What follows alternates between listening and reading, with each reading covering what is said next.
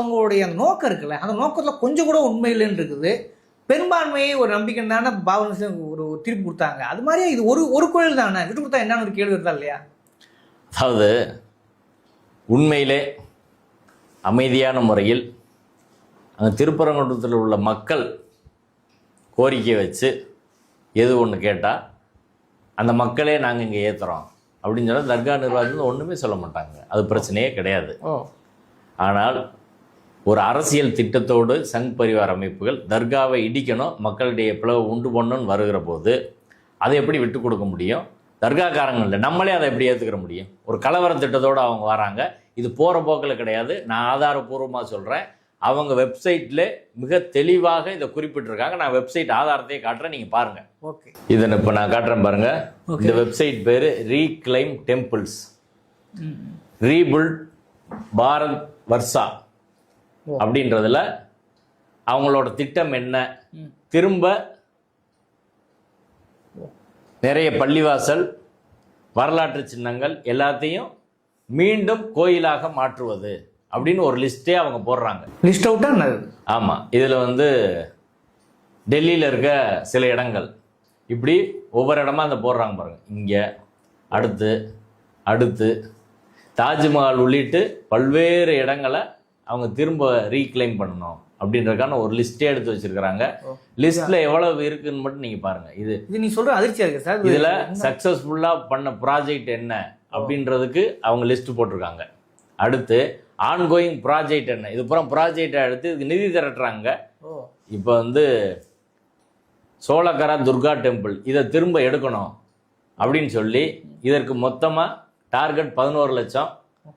இதில் இதுவரை எவ்வளோ வசூலாயிருக்குன்னா 11,02,000 ரூபா வந்துருச்சுன்னு போட்டிருக்காங்க. ஒவ்வொன்றுக்கும் டார்கெட் வச்சு வசூல் பண்ணி வெளிப்படையாக போட்டிருக்காங்க. வெளிப்படையாக போட்டு டார்கெட் வச்சு வசூல் பண்ணி அதற்கான இயக்கம் நடத்துகிறாங்க. நீங்கள் இந்த லிஸ்ட்டில் பாருங்கள், ஒவ்வொன்றா வந்து அதுக்கு எவ்வளோ அமௌண்ட் போட்டிருக்காங்க. ஓகே, இதில் திருப்பரங்குன்றம் இருக்கான ஒரு கேள்வி இருக்குல்ல. இந்த இப்போ நான் அதை காட்டுறேன் பாருங்கள். திருப்பரங்குன்றம் இருக்குன்னு, திருப்பரங்குன்றம் மட்டும் இல்லை, தமிழ்நாட்டில் எவ்வளவு இருக்குன்னு பாருங்கள். இதை பூரா அவங்க கிளைம் பண்ணுறாங்க. நீங்கள் ஒவ்வொன்றும் பாருங்கள். தாஜ்மஹால், ஆமாம், தாஜ்மஹாலையும் அவங்க எடுக்கணுன்றாங்க. ஏஎஸ் உள்ள கட்டுப்பாட்டில் உள்ள விஷயம். ஆமாம், அதையும் எடுக்கணுமா. இதை அவங்க பழைய கோயிலை அழைச்சி கட்டிட்டாங்க அப்படின்னு. இப்படி பல பகுதிகள் நீங்கள் இந்த படத்தில் பார்க்குற பல பகுதிகள் எடுக்கணுன்றாங்க. முக்கியமாக அவங்க 1 லட்சம் இது போல இடங்கள் இந்தியா முழுவதும் இஸ்லாமியர் காலத்தில் கிறிஸ்துவர் காலத்தில் ஆக்கிரமிக்கப்பட்டது. அந்த 1 லட்சத்தை திரும்ப எடுக்கணுன்றாங்க. இந்த பாருங்க, மோர் தென் 1 lakh மானமெண்ட்ஸ் இன் ruins அப்படின்னு போட்டிருக்காங்க. இதை எடுத்தா 10 மில்லியன் பேருக்கு வேலை கிடைக்குன்னு போட்டிருக்காங்க. 1 பில்லியனுக்கு மேலே சொத்து கிடைக்கும் அப்படின்னு போட்டு இந்த லிஸ்ட் போடுறாங்க. அதில் வந்து ஒவ்வொன்றுக்கும் தனித்தனியாக ஒரு வெப்சைட் வச்சு அதை கிளைம் பண்ணுறதுக்கான விவரங்களை மொத்தமாக தொகுத்து அப்படி போட்டுக்கிறாங்க. அதில் ஒன்று freeing Hindu temples from government control. அறநிலைத்துறையே கோயிலேருந்து வெளியேறுன்றாங்கல்ல, அதற்கும் தனியாக அவங்க வெப்சைட் வந்து வச்சுருக்கிறாங்க. அடுத்து திப்பு சுல்தான் காலத்தில் நடந்ததுக்கு அதுக்கு தனியாக வச்சுருக்கிறாங்க. கான்ஸ்டியூஷனை பொறுத்து கான்ஸ்டியூஷனில் பிளேசஸ் ஆஃப் வொர்ஷிப் ஆக்ட் இருக்குல்ல, அது அன்கான்ஸ்டியூஷன் ஒரு வெப்சைட் வச்சு அதுக்கான பிரச்சாரம் வந்து பண்ணுறாங்க. இப்போ தமிழ்நாட்டுக்குள்ளே இப்போ வருவோம். திருப்பரங்குன்றம் நீங்கள் கேட்டீங்களே, திருப்பரங்குன்றம் ஏதோ போகிற போக்கில் நடக்கிற ஒரு விஷயம் கிடையாது. என்ன சொல்கிறீங்க? நேஷனல் லெவலில் ஆர்எஸ்எஸ் தலைமை முடிவு செய்து நடத்தப்படுற ஒரு மூவ்மெண்ட்டு தான் திருப்பரங்குன்றம். இப்போ நான் ஆதாரத்தோடு காட்டுறேன். இந்த ஆர்டிகல்ஸ்னு வரும் பாருங்க. இந்த ஆர்டிகல்ஸ்ன்றதில் தமிழ்நாடு லிஸ்ட்டை பார்ப்போம். எந்தெந்த இதெல்லாம் திரும்ப எடுக்கணும்னு நாங்கள் சொல்கிறாங்க. இந்த தமிழ்நாடு லிஸ்ட் இருக்கா, உத்தரப்பிரதேசம், ராஜஸ்தான் எல்லா லிஸ்ட்டும் இருக்குது, பஞ்சாப், ஒடிசா எல்லா ஸ்டேட்டும் இது இருக்குது. அதில் தமிழ்நாடை பார்ப்போம். தமிழ்நாட்டில் எந்தெந்த கோயிலும் ஒரு லிஸ்ட்டு போட்டிருக்காங்க. அந்த லிஸ்ட்டில்